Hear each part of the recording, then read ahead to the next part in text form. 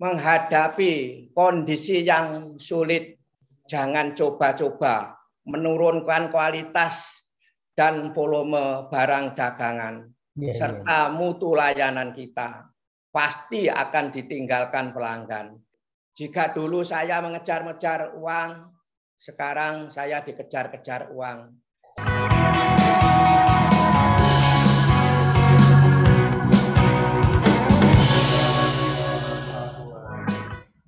Pak Febi, selamat sore, apa kabar? Selamat sore, Assalamualaikum warahmatullahi wabarakatuh. Salam damai sejahtera buat kita semua. Salam sehat, Om Swastiastu, dan Namo Buddhaya, Pak Putri. Cak Febi, 827 itu bukan angka yang sedikit untuk sebuah kabupaten. Betul. Jadi menurut catatan sejarah ini ya, moga-moga saya benar, Kabupaten Trenggalek ini lahir 31 Agustus 1194 Masehi. Artinya apa? Sebelum Majapahit ada, Kabupaten Trenggalek ini sudah ada. Dan ketika itu kalau menurut catatan saya, sekali lagi kalau saya nanti tidak salah, jadi Kabupaten Trenggalek itu semasa dengan Prabu Kertajaya. Ya, Prabu Kertajaya memimpin Kediri mulai dari 1194 Masehi sampai 1222. Makanya ini kota atau wilayah yang sangat tua menurut saya. Betul. Saya punya pengalaman menyenangkan dengan kuliner. Ada bakso favorit saya, Pak Febi. Itu namanya bakso Kota Cakman. Tiap kali ke Malang, saya pasti mampir beli bakso Kota Cakman. Dan saya takjub luar biasa karena ternyata ownernya itu adalah orang Trenggalek. Luar biasa loh ini. Nah, selanjutnya kita akan ngobrol bareng dengan Haji Abdurrahman Tukiman yang akrab dipanggil Cakman. Beliau adalah komandan dari Bakso Kota. Ini kalau ibarat di militer gitu batalionnya udah banyak. Selamat sore, Cakman. Selamat sore, Cakman. Assalamualaikum warahmatullahi wabarakatuh. Waalaikumsalam warahmatullahi wabarakatuh. Saya pelanggan setia Cakman. Nanti kalau ke sana lagi boleh nggak sebut nama Cakman dapat diskon gitu? Bakso 1 gratis. Insyaallah, walaupun 1 mangkok, 2 mangkok, Pak, sampai 10 tidak apa-apa, Ibu. Alhamdulillah. Saya ngajak rombongan tribun kalau gitu. Alhamdulillah. Cakman, boleh cerita dong, sekarang cabang bakso Cakman itu di seluruh wilayah Indonesia ada berapa banyak, Cakman? Insya Allah sudah 100 cabang, Pak. Wih, 100 cabang. Di berapa provinsi itu, Cakman? 35 provinsi. Masya Allah, luar biasa. Kebanyakan, Cakman, karena provinsi di kita cuma 34. Jadi nanti kita bentuk provinsi baru namanya Provinsi Cakman. Mungkin 35 kota kali ya. 30 kota ya, Pak ya?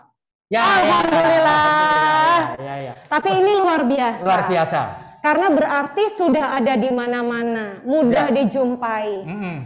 Oleh karena itu, Cakman, boleh dong berbagi cerita, Cakman. Singkat padat, bagaimana ceritanya Cakman memulai usaha ini sampai sukses seperti sekarang.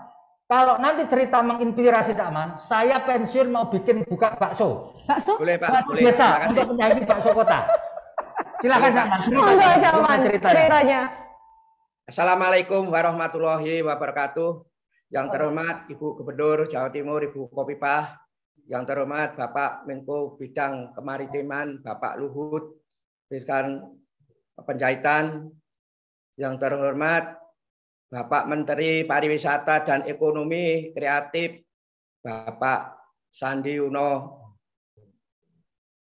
Yang terhormat Bapak Gubernur Yogyakarta Sri Sultan Hamengkubuwono ke-10. Yang terhormat Bapak Bupati Trenggalek, Bapak Muhammad Nur Arifin yang kami hormati, dan hadirin semua khususnya sedulur-sedulur Trenggalek yang saya cintai. Pertama-tama kami akan mengenalkan, yaitu nama saya Abdurrahman Tukiman. Saya lahir di Desa Semurup, Kecamatan Bendungan, Kabupaten Trenggalek. Di salah satu lereng Gunung Wilis, anak petani miskin. Saya lulusan SD saja. Saya mulai menggeluti dunia bakso sejak tahun 1980. Diawali saya merantau ke Malang bekerja sebagai pembantu juragan bakso. Cita-cita saya cuma satu, yaitu ingin seperti juragan saya, yaitu bisa beli motor dan kontrak rumah untuk keluarga saya. Hanya berjualan itu insya Allah saya akan bisa mandiri. Akhirnya alhamdulillah saya bisa mandiri, yang akhirnya berkembang dari hanya berjualan sendiri tanpa karyawan, kemudian mempekerjakan beberapa orang sampai sekarang menjadi juragan bakso khas Malang nomor 1. Dengan jumlah outlet di Malang sendiri 8 ruko dan lebih dari 100 outlet tersebar di seluruh Indonesia, termasuk di Jalan Tol Jakarta. Jalan Tol Jakarta Surabaya maksudnya seperti itu. Dengan karyawan 1.000 pekerja. Saya bisa mengembangkan bisnis bakso ini karena saya mewaralabakan usaha saya sejak tahun 2006 yang lalu. Mohon maaf, saya bukan menyombongkan diri. Ini saya bukan hanya memberikan motivasi, yaitu sedulur-sedulur Trenggalek semuanya agar seperti saya. Syukur alhamdulillah sampai sekarang saya mempunyai aset beberapa ruko dan rumah di Malang dan di Jakarta. Di samping itu saya berhasil membina beberapa sedulur Trenggalek menjadi pengusaha bakso yang sukses. Salah satunya sudah menjadi seorang jutawan dengan aset miliaran. Luar biasa.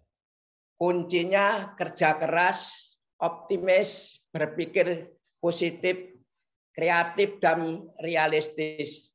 Belajar terus, rajin menabung, dan tidak malu bertanya. Hasilnya, alhamdulillah, sudah bertahun-tahun dipercaya sebagai ketua takmir masjid. Jika dulu saya mengejar-ngejar uang, sekarang saya dikejar-kejar uang. Jika dulu saya ikut juragan, saya sudah bisa menjadi juragan. Saya menjadi juragan dengan memperkerjakan orang lain dari mulai lulusan SMP, SMA, diploma, S1, bahkan ada yang S3. Jika dulu yang mengkilat punggung saya karena saya bekerja di sawah, insya Allah yang mengkilat sekarang mobil dan rumah saya. Mantap ya. Ayo dulur-dulur, kabeh kita bangkit menuju hidup yang lebih baik. Saya siap melatih membuat bakso bagi sedulur-dulur Galek semua. Sekarang selama masa pandemi COVID-19, mari kita mau dan mampu menyesuaikan diri dengan mematuhi protokol kesehatan, pakai masker, rajin cuci tangan dan jaga jarak, olahraga dan makan yang bergizi. Harus disiplin, serius, dan tidak asal-asalan. Bukan ingat COVID-19 benar-benar ada di sekeliling kita, bukan hoax. Dan kita harus menyadari bahwa modal usaha itu bukanlah harta benda, akan tetapi kesehatan. Orang sehatlah yang bisa bekerja. strategi usaha dalam masa COVID-19, ingat Allah Subhanahu wa Ta'ala menciptakan segala sesuatu berpasangan. Ada pria, wanita, siang malam, ada jantan, betina, dan baik buruk. Dalam dunia usaha, di balik ancaman pasti ada peluang. Mari kita mengamati dan memanfaatkan kemungkinan berbagai peluang yang ada dengan berpikir jeli dan kreatif. Memanfaatkan informasi dari berbagai sumber. Sekali lagi, jangan malu bertanya bagi para pengusaha. Meskipun menghadapi kondisi yang sulit, jangan coba-coba menurunkan kualitas dan volume barang dagangan, serta mutu layanan kita. Pasti akan ditinggalkan pelanggan. Di masa sulit ini kita harus siap menerima keuntungan yang menipis, bahkan hanya impas saja, asal kita bisa menghidupi karyawan beserta keluarga. Dirgahayu Kota Trenggalek yang ke-827, semoga semakin berkilau, berjaya, gemah ripah loh jinawi. Wassalamualaikum warahmatullahi wabarakatuh. Waalaikumsalam warahmatullahi wabarakatuh. Luar biasa, Cak Man, luar biasa. Yang saya ingat dari kata-kata Cak Man tadi adalah, kalau dulu saya mengejar-kejar uang, sekarang saya dikejar-kejar uang. Kalau dulu punggung saya mengkilap, sekarang mobil saya dan rumah saya yang mengkilap. Itu luar biasa. Ini kata-kata yang selalu saya ingat, Cak Man. Kata-kata sampean ini meskipun bukan seorang dokter, tapi sangat luar biasa. Dulur-dulur Trenggalek bermotivasi, Pak. Oh iya, betul. Ya betul. Saya setuju. Pak Cak Man, boleh cerita juga enggak? Dalam perjalanan menuju sukses pasti pernah gagal. Apakah Cak Man pernah punya pengalaman gagal, Cak? Ujian usaha itu kayak gimana kalau dari Cak Man? Kalau cerita tentang itu sudah pasti, Pak. Tapi saya tidak mudah menyerah untuk itu, Pak. Ya, jadi mulai waktu masih mikul, ya, kemudian waktu itu memang masih keamanan mungkin belum terjamin, banyak orang mabuk, jadi satu rombong dimakan orang mabuk, uangnya saya minta, ternyata saya justru ditendang. Setelah itu saya ambruk ke salah satu aliran air, ya, karet, kemudian saya diinjak-injak langsung di BBC, Pak. Tapi karena saya yakin saya ingin merubah nasib di kota, makanya nama bakso saya itu saya namakan bakso kota, karena cita-cita saya ingin hidup di kota. Maka daripada itu saya tetap optimis saya bisa mengajukan bakso saya ini. Jadi selain itu saya juga berpindah-pindah lokasi pada saat kaki lima, ya Pak, karena pada saat tahun 87 untuk wilayah Malang diadakan Piala Adipura pertama kali. Nah, pada saat itu memang bukan tempat saya sendiri, hanya saya nongkrong di pinggir jalan aja. Akhirnya sama pihak pemerintah kota tidak boleh, harus pindah. Jadi jatuh bangun memang luar biasa, tapi memang saya tidak pernah menyerah. Tetap semangat. Terima kasih. Luar biasa, Cak Man. Ini satu lagi, Cak Man. Kebetulan sejak 1,5 tahun yang lalu, di seluruh dunia mengalami pandemi COVID-19. Nah, satu di antaranya yang terkena dampak tentu usaha di bidang kuliner. Ya, karena beberapa saat dilarang berjualan, atau toh kalau berjualan harus pick up, tidak boleh makan di tempat. Apakah itu juga sempat mengganggu revenue atau penghasilan atau kemajuan dari bakso kota, Cak Man? Silakan. Mengganggu, pengaruh sangat dahsyat, Pak. Pada saat yang pertama, yang paling parah itu PPKM darurat, Pak, karena makan di tempat tidak boleh, kursi harus diringkes semua, kemudian harus melayani online aja. Sedangkan online ini juga ternyata belum siap ya.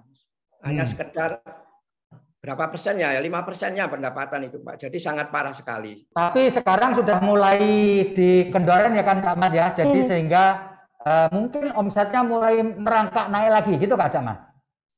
Alhamdulillah Pak, sekarang sudah 40% dari sebelum ada pandemik Pak. Alhamdulillah. Alhamdulillah Pak ya. Jadi sekarang penggemar bakso sudah bisa memakan di lokasi tapi 20 menit saja, gitu kan Cak ya? Tidak boleh lama-lama. Betul Pak. Penting kita harus patuh dan taat apa yang diatur oleh pemerintah Pak. Ya, 20 menit itu kalau makannya efektif bisa 4 mangkok Cak Mat. Itu kalau saya dan Pak Feby. Ada yang ditanyakan lagi Mbak Putri dengan tokoh yang satu ini? Saya itu terus terang tertarik mendengar cerita karena Cak Man kan awalnya mikul PKL, sampai akhirnya ketemu tempat pertama untuk usaha. Itu gimana ceritanya? Dari tabungan sendiri atau ada mitra yang mengajak bekerja sama? Saya mulai kecil rajin menabung, Bu. Jadi tabungan sendiri. Ya. Ya, jadi semuanya itu dari hasil tabungan ya, Cak Man ya? Iya, Pak. Saya ya, belum luar biasa sekali. Ya. Ya,